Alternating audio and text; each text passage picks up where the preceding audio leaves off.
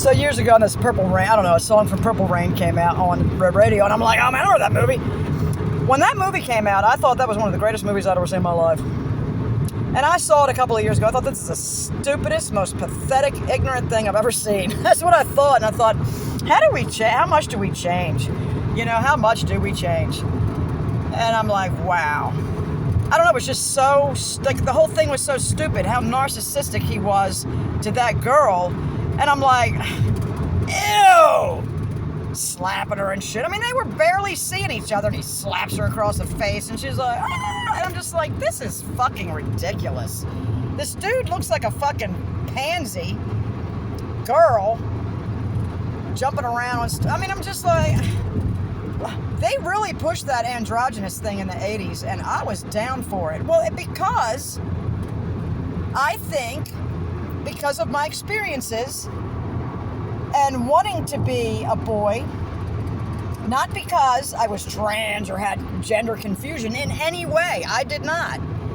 Because I was molested, and because the boys got to do whatever they wanted, and girls were too little, and they can't do that. Like, we couldn't do anything, but the boys got to do anything they wanted.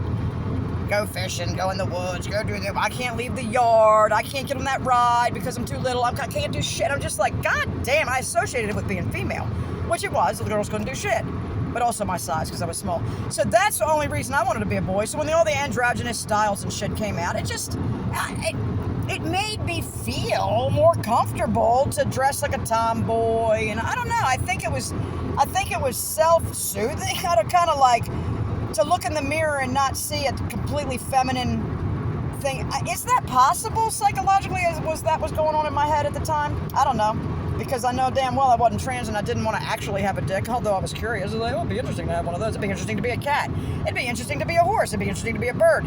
That kind of interest. Not, gee, Karen, you were just trans and you're in denial. No. It's just the agenda, the way the social engineering goes. I feel like I was socially engineered to be a tomboy and to wish I was a dude. And to then, as I moved into adolescence, be very welcoming of the gender-neutral styles. The big square shoulder suits on the women that Madonna came out. Oh, I had one of them with the shoulder pads, and like that it minimized your hips and made you look slim and manly, but yet it was a feminized suit, but it was a man's suit that was feminized. I mean, I was down for all this stuff. I was a hairdresser. I had short hair. Actually, I grew it out a little bit during that time, a lot of the time. But I had very short hair, so it was this androgynous. It was the androgynous thing, you know. I wore makeup and all, but it was what it was. And then I don't know, the guys with the mullets, and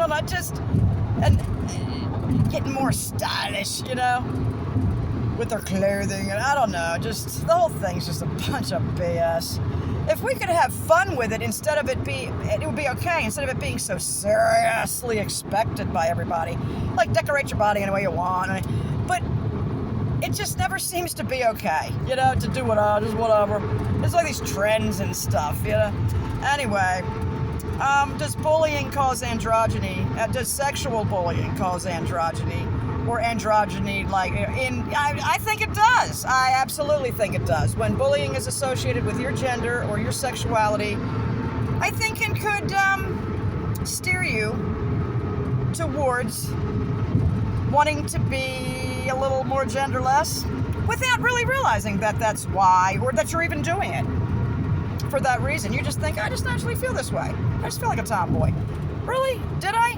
Because if I had had a mother and father that nurtured my femininity, I think I would have been quite feminine, and I think I wouldn't have grown up with this potty mouth and all kinds of other manner of speaking. Or behavior problems or issues or mental issues. I think, you know, if they would have let me embrace it and protected it and nurtured it and said, yes, it's beautiful, spin, put your dress on, go ahead, girl, be a ballerina. They laughed at me for attempting to be feminine in any way. They mocked me, they laughed in my face. And then they want to know why I want to be a boy? Because they are praised and worshipped and elevated. Well, he's dead now. Your son's dead now. Your child molesting, pimping motherfucking son is dead. Are you happy now? I don't know. She won't talk to me. Have a great day, YouTube. Think about that. Andra, let's embrace and help our children embrace their gender and say, and encourage it. It's fine. You're beautiful, feminine. Yes, you're beautiful and feminine. And then not that you should shame them for wanting to put some jeans on and get down in the mud with their brothers or their friends that are boys or whatever. That's fine. But to encourage their femininity and praise it and just say how lovely and beautiful it is, it should happen. You should do it. Do that for your daughters, would you please? Thanks. And then the reverse for the sons. And when they're tough and they can stand up to bullies and they punch somebody out because they're being bullied, congratulate them.